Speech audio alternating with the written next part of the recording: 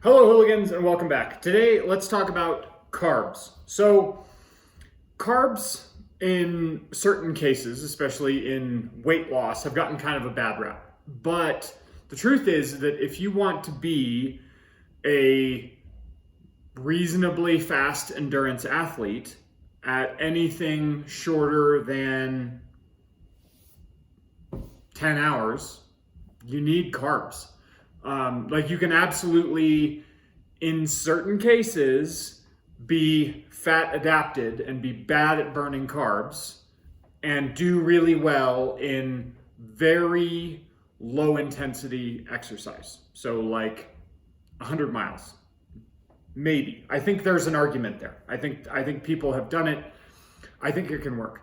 But if you're doing anything shorter than that, and importantly, anything with hills, anything where the intensity rises and then you have rest and then the intensity rises and then you rest, you have to be eating carbs, and you have to be eating, frankly, quite a lot of carbs. Your glycogen stores are going to deplete every workout. And if you are, not fully, but they're going to, your glycogen stores are going to decrease every workout. And if you aren't filling them at a certain point, just the fact that your gas tank is close to empty will keep your body from allowing you to go hard.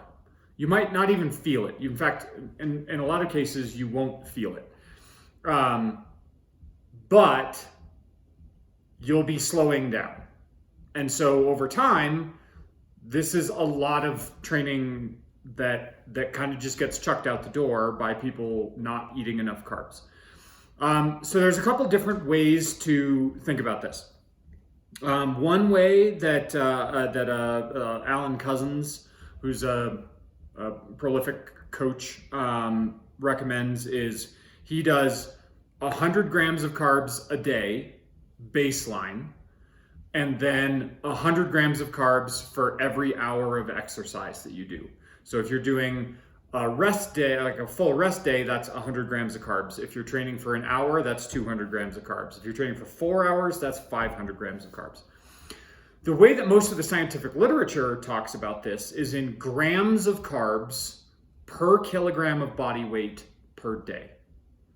And anything less than 5, which is still quite a few carbs, anything less than 5 grams per kilogram per day is considered low, and then 5 to 8 is kind of like moderate, and then 8 to 12 is high. And if you're training 1 to 2 hours a day, you can probably get by with around 5 grams per kilo ish. If that's higher intensity, you might even need more. You might more like 6 or 7. If you're training 3 or 4 hours a day, you need 8 to 10 grams of carbohydrate a day, which is a lot, and it's going to take practice. But if you do, I would bet quite a bit that you're going to start feeling better, especially if you're training 3 or 4 hours a day and you're at 5 grams of carbs or less. This is going to be a game changer for you, I bet. Okay? Questions? Give us a shout. Have a good day.